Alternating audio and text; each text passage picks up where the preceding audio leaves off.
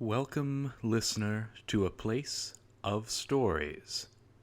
Stories of the magic and the mundane, of how these differ and are the same.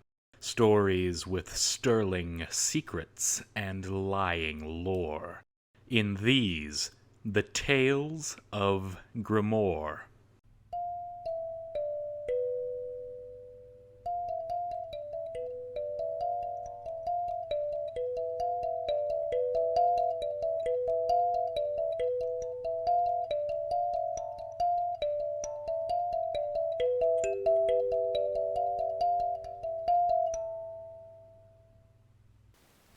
Book 1, The Lost God.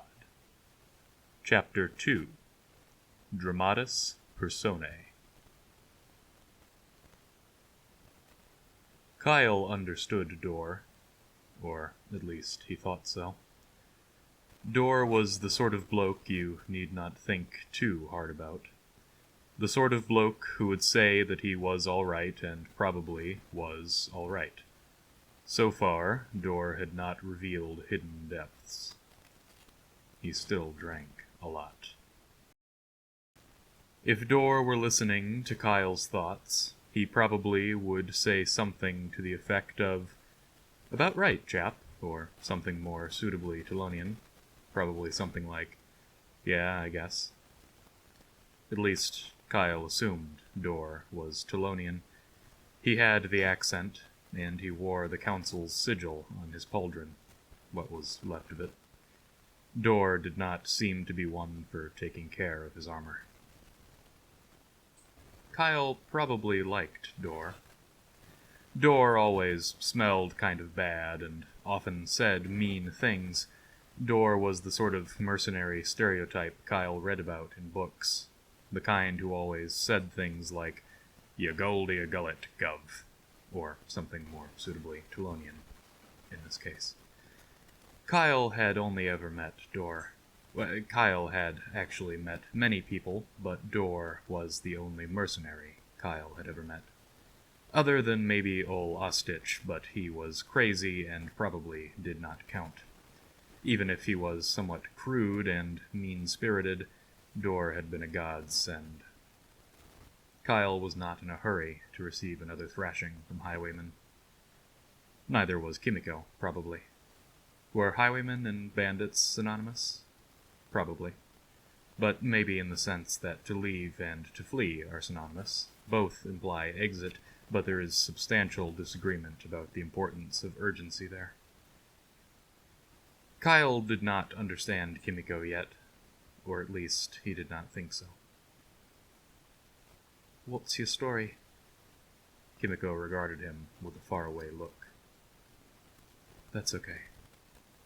Kyle was used to people not answering his questions, especially the tutors, especially questions about stories.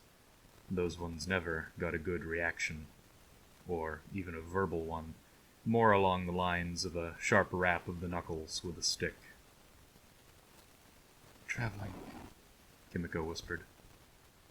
Kyle was not generally certain what to say after one's question had been answered. "Thanks. You wanted to hear my story. I was traveling to Dayton," Kimiko muttered while staring into the crackling flames.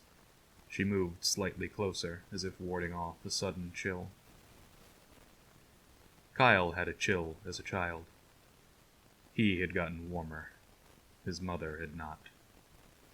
The chill involved a lot of coughing. A lot of people had not gotten warmer. Sometimes he still coughed. "I'm from Dayton myself." Kimiko continued to study the fire. She wore well-kept Geihonji armor, even around the fire. It looked much like that worn by the samurai in books. Nothing at all like the armor up north. It had cost a lot for Dor to join Kyle and put enough holes in that northern armor to allow for further travel. Kyle was running low on gold. The highwayman had taken everything he brought with him the first time. and he had little left to bring this time. Long way to Dayton. We're leaving the city. On our way to Corvus, we are. Kimiko did not dignify the offering with a response. Kyle supposed she may not have heard the offering.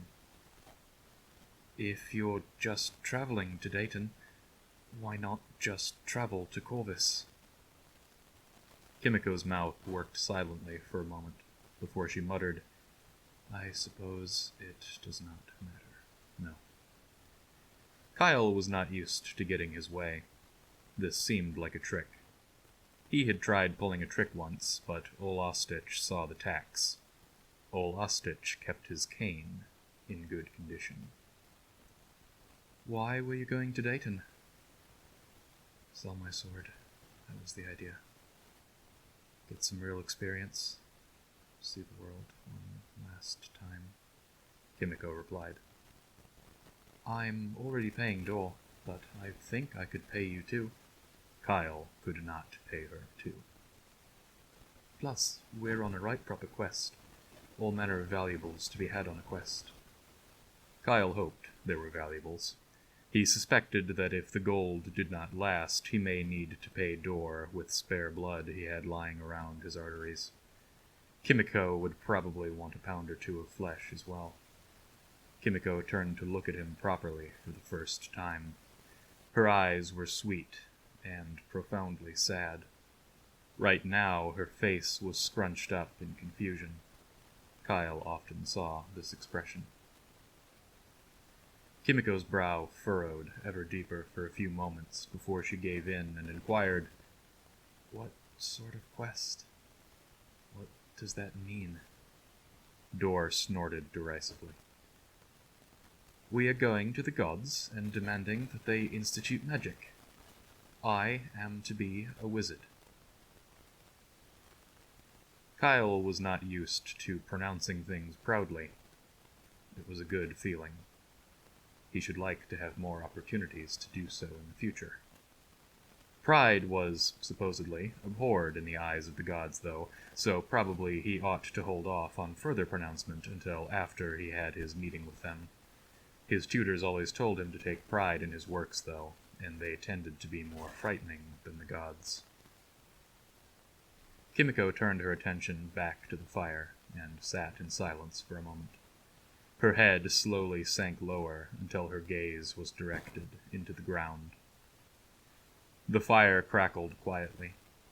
Fire never hums. Occasionally, fire will spit.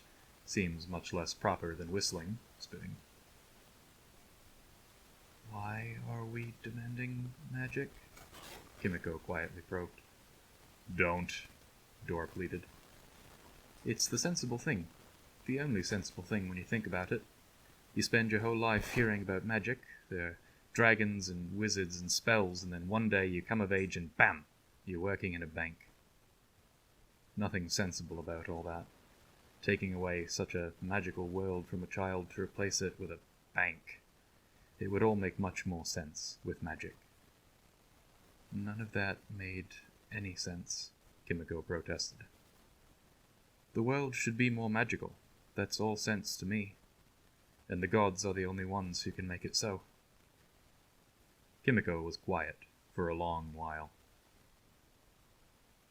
And what exactly does this quest involve? She eventually pressed. We will go to all of the great temples, the real great temples throughout Corvus and Gahon, where Paldin made her final pilgrimage route. At each great temple, we shall impress the patron god and make our petition. Right sensible, the whole thing. You want to go to every great temple? Do you have any idea how long that journey is? She continued. Oh yes, I studied every atlas I could find. We need to go to Newtown, then Rapid's End, then Ziu, then Tar, then Pras, then Nishkai, and then we need to finish in Daikyo. Shouldn't take more than 2 or 3 months, that route. There isn't a great temple to Paldin, but I think probably it's okay to leave her out of it. I'm glad to hear you have it all figured out. How long has your journey from Dayton taken? She continued. A little over 2 weeks, not counting the first time I set out and had to go home because of highwaymen. How long have you been walking? Kimiko thought for a moment. I have been walking for over a month. I come from Daikyo, she answered. Kyle became excited. He was not used to having primary sources. Have you ever been to the great temple of Alcivico? Kimiko was quiet for a long time. Kyle began to worry she had not heard the question. I have visited it, she answered. How is it? I've heard it's beautiful. It is. If it is all the same to you, I would prefer not to talk about it right now, Kimiko answered. Kyle wondered what he had done wrong. He often annoyed people, and they often ended the conversation. Usually, they had a lot to say about why. Silence descended on the group. Dor usually enjoyed silence, so Kyle found it odd when he was the first to resume conversation. We're out of ale. You didn't pass a brewer on your way east, did you? He asked. Kimiko shook her head. No, nothing for days. After a beat, Dor resumed with a quiet voice. It gets easier.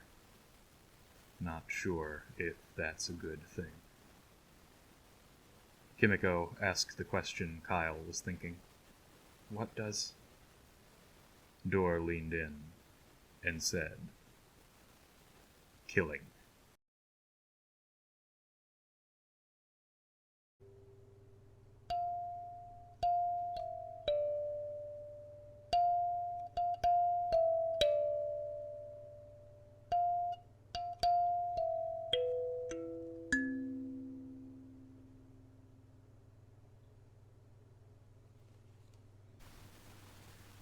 This concludes today's story. Tales of Grimoire is written, produced, and edited by Maxwell McHugh. Narration by Maxwell McHugh. Original score by Maxwell McHugh.